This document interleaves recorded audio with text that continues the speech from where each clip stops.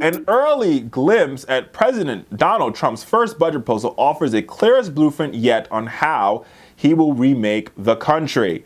The plan calls for a 10% hike in military spending to be paid for by sharp cuts at other government departments, with the State Department and the Environmental Protection Agency each bracing for particularly painful hits. If enacted, the plan would involve a radical domestic reshaping of the federal government, paired with a shift in the posture of American diplomacy around the world. The budget plan comes at a time when the administration is making a strenuous effort to flush out the ideology and political foundation on which the new GOP White House is built. And America, let me tell you, this budget is scary. Yeah. Scary, scary, scary. And what makes it the most problematic is the cuts to diplomacy.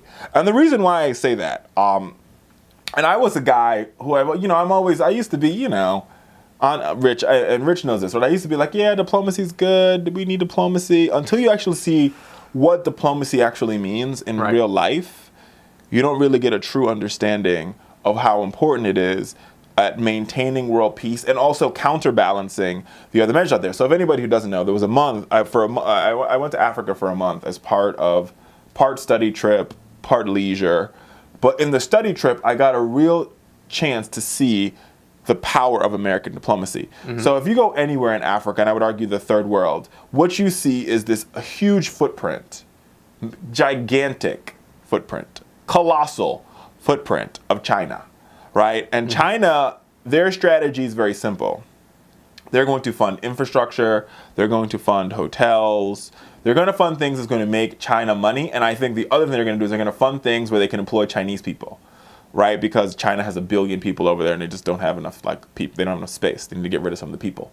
So by funding these big infrastructure projects or drilling for resources, and a lot of these projects are geared towards resources. So you go into a country that's resource rich, you build hotels, right. You build roads, and the roads literally connect you to whatever resource you're trying to go after, whether it's iron ore, right. Gold, whatever you're looking for, right? And so what the Chinese are doing, right? And if you notice, like a country like Mozambique, where I spent 3 weeks there, right?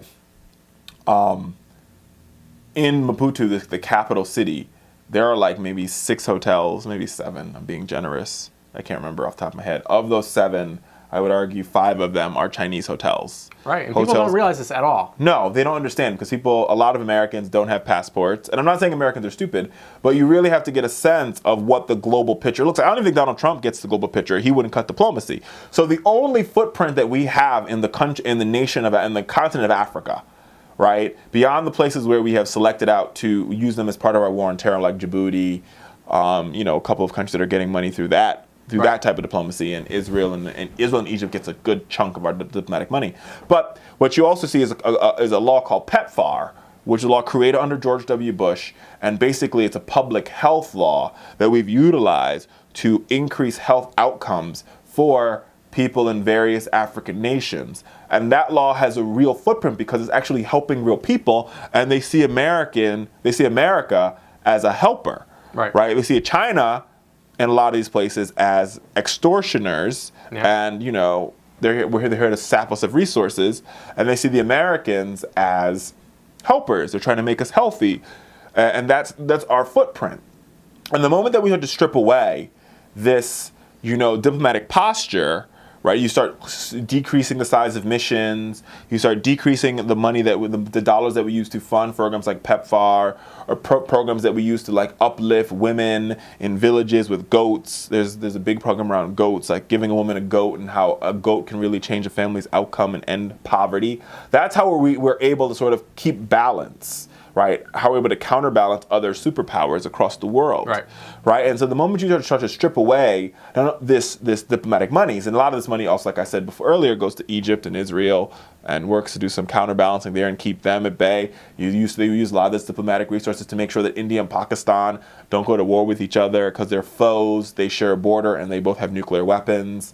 All that type of diplomatic effort, right? When you cut the State Department by 10, 20%.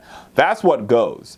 And in return for that, a 10% increase at the Pentagon is just more money for consultants, more money for planes that we're never going to use, more money for nuclear weapons that we're never going to use. And will this, quote unquote, make us safer? No. No. The reason why it won't make us safe, America, is because the more our posture becomes defensive, when we get in a defensive posture, when we start to militarize, when we start to build tanks, and we start to build ships, and we start to build weapons, what do you think the rest of the world's going to do? Right. What do you think our foes are going to do? They're going to do the same thing. They're going to build weapons, you nincompoop. So when we build weapons, the Chinese are going to be like, you guys going to build? Guess what? We'll get on that. We'll get on that right away. And then Russia. You think Russia is not going to start building? Hell yeah. They're going to start building and they're going to militarize. And how I think this double speak that we have with NATO, where we're like, oh, well, we're for you, but we're not for you. We're with you, but we're not with you. NATO's going to be like, well, screw it. We'll build our own. Right. And then you militarize. And every single time, America, that we have started to militarize. Every single time we militarize, we get into pointless, useless wars. Right? During the Cold War, we militarized. Right. Right after the Cold War, we militarized. Build, nuclear weapons, tanks, and then we got into 2 useless wars. 2. Vietnam, Korea. Right. Useless wars. Then, under Reagan, we started to militarize again. Militarize. And then we got into the first Gulf War, right? That was Desert Storm. Yes, Saddam Hussein invaded another country, but if we were using our military, if we weren't selling them weapons, to spend money, right? We wouldn't do that. Then remember when George Bush came in 2000, we did the same thing. Mm-hmm. We started to militarize. And then we got into 2 more useless wars, Afghanistan and Iraq. Because when you have all these weapons, the general's going to be like, well, better use them. We only know about war, so let's go to it. And this is why this is problematic. We are in a more developed, we are the world's leading economy. We've got to lead with our economy and not with our guns. It gets us nowhere. Rebuilding our military only means that you're setting our men and women up for more of them to die. I mean, in the starkest terms, that's what that means. When you start funneling money in the military at ridiculous rates, which is what this president is advocating, you literally, eventually, they're going to force us to go into some sort of war to use these stupid weapons. It doesn't make any sense. It's counterintuitive. If we really cared about sustaining world peace, then we'd work on ending poverty. We'd work on making sure people have access to clean water. We would work to make sure that people like Assad are not only taken out, which is where we should probably use some military assets, but the people of Syria are given a true shot at humanity. Right? But in Donald Trump's America, and this America where you increase our military spending by 10%, you only set yourself up for a situation where before you know it, we're engaged in a full-out war with Syrians, with our men and women, our boys and girls on the ground dying again. We've had 8 years of this under George W. Bush in Iraq and Afghanistan, where you saw body bag after body bag after body bag after body bag come home with Americans who fought in a war that where Donald Trump is right, we had no way to win. Right. Mr. President, it's not about winning again. It's not about more winning. We need to be winning again. Some of the situations you cannot win. They're unwinnable situations because of colonialism and history. My mom used to say to me this one thing, Rich. She used to say, if you don't know your history, you'll never know where you're going. And the fact that this president's lack of basic historical knowledge, understanding that every time we've gotten to one of these meaningless wars, nobody won. And he was like, oh, we don't win again. You're right, we don't win again because we get into things we can't. We were never going to win in Vietnam. There was no winning. In Korea, there's no winning. Because North and South Korea are so separate, there's a demilitarized zone, and the North is developing weapons like it's going out of style. Right? So when we go into Syria and we create a new government, what do you think is going to happen? People are going to be like, we don't want that government. Nobody told you to create that government, and the government's going to collapse, and you have Afghanistan and Iraq all over again.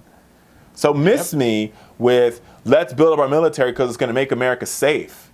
Because last time I checked, more people died because of white supremacists than died of quote unquote terrorist attacks on American soil in the past couple years.